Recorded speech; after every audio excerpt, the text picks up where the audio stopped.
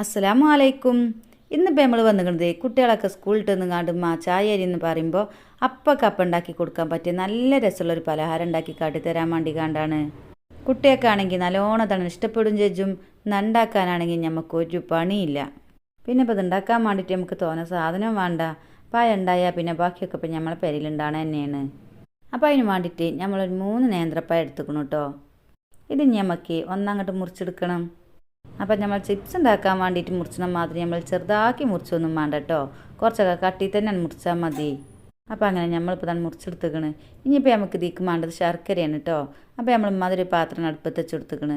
ഇതിലേക്ക് ഒരു 2 അച്ച് ശർക്കര ഇട്ട് കൊടുക്കുന്നുണ്ട്. ഇനി നമുക്കിതൊന്നാണ് ഉരുക്കാൻ പാകത്തിന് ഒരു 1/2 കപ്പ് വെള്ളം തീക്കാൻ പറഞ്ഞു കൊടുക്കുക. എന്നിട്ട് നമുക്കിത് നല്ലോണം ഒന്ന് അങ്ങോട്ട് ഉരുക്കിയെടുക്കണം. അങ്ങനെ നമ്മളിപ്പോൾ നല്ലോണം ഒന്ന് അങ്ങോട്ട് ഉരുക്കിയെടുത്തേക്കണ്. ഇപ്പോൾ ഇതിൽ കല്ലും പൊടിയൊക്കെ ചിലപ്പോൾ ഉണ്ടാവുകയെ. അപ്പോൾ ഒന്നാണ് അരിച്ചാൽ പിന്നെ നമുക്കൊരു സമാധാനമാണ്. ഇനി നമുക്കിത് ഒരു അരിപ്പി കൂടെ ഈ പാത്രത്തേക്ക് ഒന്നാണ് പറഞ്ഞു കൊടുക്കുക. ഇനി നമ്മൾ നേരത്തെ മുറിച്ച് വെച്ച് ഈ പായ തീക്കാൻ ഇട്ട് കൊടുക്കുക. അപ്പോൾ പായാണ് ഇട്ടെടുത്ത് കാണ്ടി നമ്മൾ കുറച്ച് തേങ്ങ ചിരണ്ടിയതും കൂടി തീക്കാൻ ഇട്ട് കൊടുക്കുന്നുണ്ട് കേട്ടോ. ഇതിനൊന്നും ഇപ്പോൾ നമ്മൾ പ്രത്യേകിച്ച് അളവും കാര്യമൊന്നും പറയണില്ല കേട്ടോ. നമ്മളെ മട്ടത്തിനൊക്കെ ഇട്ടെടുത്താൽ മതി. പഴം തന്നെ നമുക്ക് ആവശ്യത്തിന് എടുത്താൽ മതിയല്ലോ. പിന്നെ ഇപ്പോൾ നമ്മൾ ഇതിക്ക് നല്ലൊരു ചൊയ്യും മണവും കിട്ടാൻ വേണ്ടിയിട്ട് ഒരു 1/4 ടീസ്പൂൺ ഏലക്ക പൊടിച്ചതും കൂടി ഇട്ട് കൊടുക്കുന്നുണ്ട് കേട്ടോ. പിന്നെ ഏലക്ക പൊടിച്ചതൊന്നും ഇല്ലയെന്ന് വെച്ചാൽ നമ്മളെ ശർക്കര ഒഴിക്കുമ്പോൾ അതിക്ക് ഒരു കായ് ഏലക്കായാണ് ഇട്ട് കൊടുത്താൽ മതി. അപ്പോൾ നമ്മളെ ശർക്കരയിലൊക്കെ ഏലക്കായൻ്റെ ഒരു ചൊയൊക്കെ കിട്ടിക്കോളും. ഇനി നമുക്ക് ഇതിക്ക് 1 സ്പൂൺ നെജ്ജും കൂടി നമ്മൾ കൂട്ടിയാൽ പാറിയും വേണ്ടി വരില്ല ഇതിൻ്റെ രസം.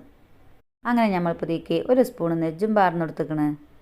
ഇതിത്തെ ശർക്കര വെള്ളം കൂടി നന്ന് വറ്റിച്ചെടുത്താൽ ഇതിൻ്റെ രസം ഇപ്പം ഇനി പറയേണ്ടി വരില്ല. പിന്നെ അവല് കൊടുന്നെച്ചുണ്ടെന്ന് വെച്ചാൽ സൗല് ഇതിൽ കണ്ടിട്ട് കൊടുക്കുക. അങ്ങോട്ട് നല്ലോണം അങ്ങോട്ട് ഇളക്കിയെടുക്കുക. അപ്പോൾ നല്ല രസേക്കാരം അത് തിന്നാൻ. പിന്നെ അവലിടാതെ എങ്ങനെയും വേണമെങ്കിൽ ഉണ്ടാക്കുക. അവലുണ്ടെങ്കിൽ രസം അവലും വേണമെങ്കിൽ ഒന്ന് ഇട്ടെടുത്ത് നോക്കാം കേട്ടോ. അവലിട്ടെടുത്താലും നല്ല രസം തന്നെയാണ്.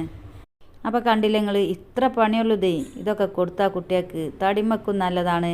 ഏത് കുട്ടികൾക്കും ഇത് തൃപ്തിയാകാതെ നിൽക്കില്ല. അപ്പോൾ നമ്മൾ ഉണ്ടാക്കിയ ചായക്കടിങ്ങൾക്ക് എല്ലാവർക്കും നല്ലോണം ഇഷ്ടപ്പെട്ടെന്ന് വിചാരിച്ചിരുന്നു. ഇഷ്ടപ്പെട്ടാലേ നിങ്ങൾ ഞമ്മക്കൊരു ലൈക്ക് തരും കേട്ടോ. പിന്നെ സബ്സ്ക്രൈബ് ചെയ്യാതെ നിങ്ങൾക്ക് അങ്ങനെയെന്ന് വെച്ചാൽ ഒന്നങ്ങോട്ട് സബ്സ്ക്രൈബും ചെയ്യും. അപ്പോൾ ഇൻഷാ അല്ലാഹ് ഇതേപോലെ നല്ല നല്ല പലഹാരങ്ങളൊക്കെ ഉണ്ടാക്കി ഇനി നമ്മൾ കാട്ടിത്തരണ്ടേ.